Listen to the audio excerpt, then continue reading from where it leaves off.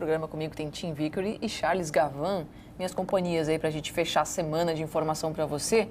A gente estava trazendo, comentei antes da gente ir para o intervalo, sobre a participação dos clubes nordestinos na Série A deste ano. Teve até publicação nas redes sociais, a gente vai botar na tela para te mostrar. São 5 os participantes, está em ordem alfabética, tá, gente? Para você de casa aí não reclamar, não teve preferência alguma. Está na ordem alfabética: Bahia, Ceará, Fortaleza, Sport e Vitória. Os cinco clubes postaram, né? Fizeram essa publicação aí para realmente mostrar a força do Nordeste neste ano, especialmente aí Bahia e Fortaleza, que já estão mais consolidados, mas ainda assim tem o Ceará que vem retomando com bastante força, o Sport que está conseguindo dar continuidade ao trabalho, e o Vitória que fez um campeonato de recuperação. Falando para você, Thiago Mastroianni de Salvador, e também a gente tem a Crisneive Silveira, que vem de Fortaleza, participa com a gente, já está aí na sua tela, ó, para trazer aí, primeiro, né, um panorama geral das contratações e também da preparação desses clubes, né, da Bahia e também do Ceará, para disputarem a Série A deste ano. Começa contigo, Thiago, já que você está na janelinha de cima aí da nossa tela. Bom dia para você, bem-vindo ao Redação, os desafios aí dos times baianos. E também estou na ordem alfabética aí, do B vindo antes do C do Ceará. Tudo bem, Jéssica? Bom dia para você, bom dia para o Tim, bom dia para o Charles. Pois é, os investimentos aqui estão grandes, principalmente do Bahia. O Bahia já investiu cerca de 74 milhões de reais.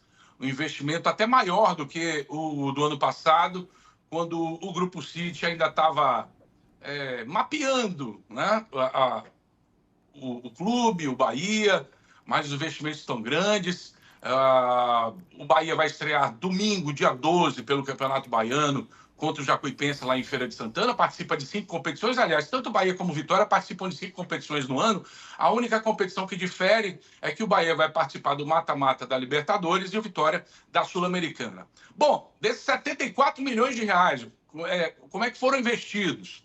Os 2 jogadores vindos do São Paulo, o Rodrigo Nestor teve interferência direta do Grupo City, jogador de 24 anos, tem um futuro todo pela frente. Ele vem por empréstimo de 1 ano, mas com opção de compra, e assinaria contrato de mais 5 anos com o Bahia, caso o Bahia fique com esse jogador ao final de 2025, jogador que é muito conhecido do Rogério Ceni, esteve junto aí com o Rogério 2021, 2022.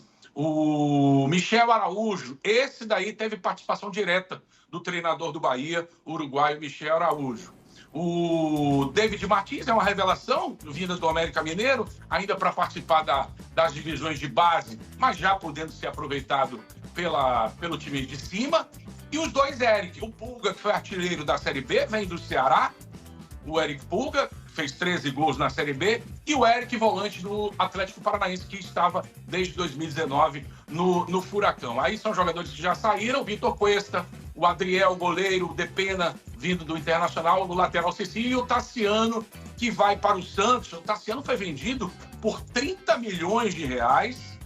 Ele foi artilheiro do time na temporada e jogando, na maioria das vezes, improvisado no ataque. O Tassiano, que custou barato ao Bahia, ele teve 2 passagens, né? Uma, aí saiu, foi jogar no exterior e voltou na temporada passada para jogar pelo Bahia.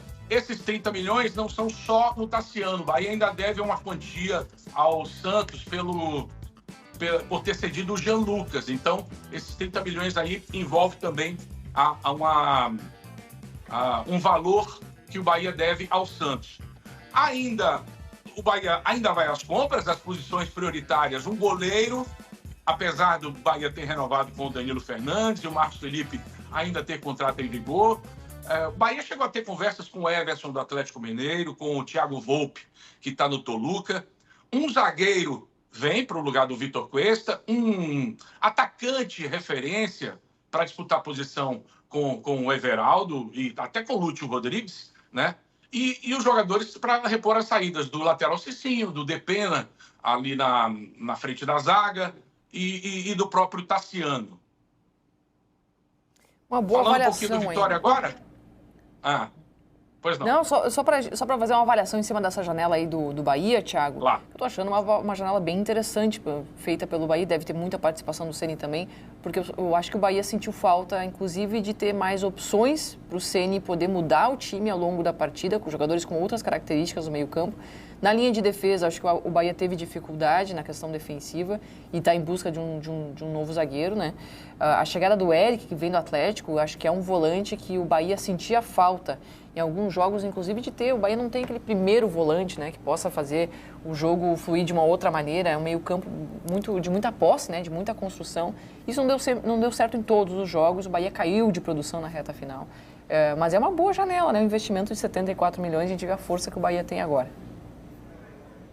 O alargamento do elenco, na verdade, né? O Bahia, ele estava ali na primeira janela da classificação, né? Uhum. Talvez a falta de peças para repor ao longo de um campeonato muito longo, com um calendário que é desgastante, né?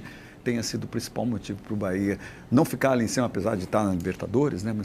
Mas ter disputado entre os primeiros postos, né? Que a gente acreditava, de fato, aqui na redação a gente falava sobre isso. Talvez seja isso que o Bahia está buscando com essa renovação de elenco, né, Thiago? Talvez tenha sido isso. Não, com certeza, não tinha peças de reposição à altura dos jogadores principais. O Rogério Ceni, inclusive, se deu ao luxo de repetir o time. Se não me engano, por 11 partidas consecutivas, ele conseguiu repetir a mesma equipe. Era uma equipe que poucas vezes tinha jogadores suspensos, poucas vezes tinha jogadores machucados. Isso é um bom trabalho feito pela preparação física, pela fisiologia. O Bahia teve muito poucos jogadores machucados. Se não me engano, o Biel, o Tassiano passou uma época também machucado, mas contusões rápidas, né? Até o Everton Ribeiro, que já tem uma idade mais avançada, chegou a ficar fora só de uma partida, um jogador que não machucou durante o ano de 2024. Bahia que vai viajar no próximo dia 10 para Girona, na Espanha, vai fazer pré-temporada cerca de 10 dias lá na Espanha. O Girona, que é um dos times que faz parte do Grupo City, volta para o elenco participar da Copa do Nordeste, já com o elenco principal. As 3 primeiras rodadas do Campeonato Baiano vão ser disputadas com o time do Sub-20. O Thiago, você citou ali a necessidade de jogadores de altura, é altitude, né? Porque o Bahia vai jogar contra os Strongest na Libertadores. O clube já está fazendo um planejamento para este jogo? Sim, e inclusive essa pré-temporada lá em Girona já está embutido, já está incluído esse planejamento para enfrentar o Strongest. A primeira partida vai ser lá na Bolívia, possivelmente em La Paz, no estádio Hermano Siles, e a segunda partida vai ser em Salvador. O Bahia define a vaga em Salvador, mas já há, sim, toda uma estrutura em cima dessa preparação para que os jogadores não sintam a altitude boliviana nessa partida de mata-mata da Libertadores, da primeira fase, para passar para a fase de grupos. E uma das contratações pretendidas pelo Bahia é o Eric Pulga, um jogador bastante disputado aí no mercado e que o Ceará está fazendo um jogo duro também, né? Essa contratação deve acontecer, mas o Ceará pede bem pelo jogador. Já vou aproveitar e botar a Cris Neive aí no papo para ela trazer as informações aí dessa negociação envolvendo a ida do Eric Pulga para o Bahia. Bom dia para você, Cris Neive, bem-vinda à redação.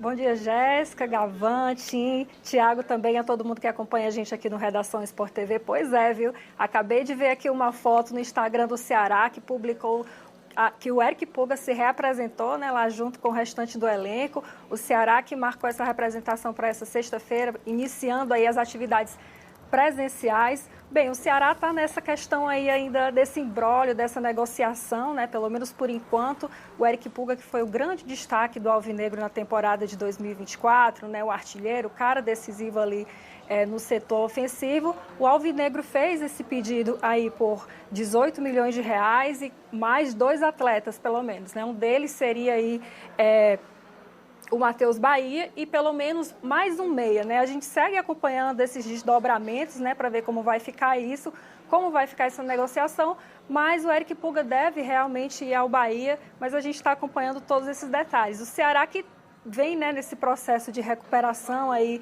depois de 2 anos na Série B, né? Precisa se recuperar financeiramente, precisa ser muito... Então eu volto para o Thiago, até que a Cris Neve tenha nosso retorno e consiga nos ouvir. Thiago, você ia falar, trazer toda a ideia aí do Vitória também, né, da pretensão nesse ano. Mas antes, só para a gente continuar falando um pouquinho sobre o Bahia, teve visita do Rogério Ceni lá no Manchester City, acompanhando os treinamentos por lá, né?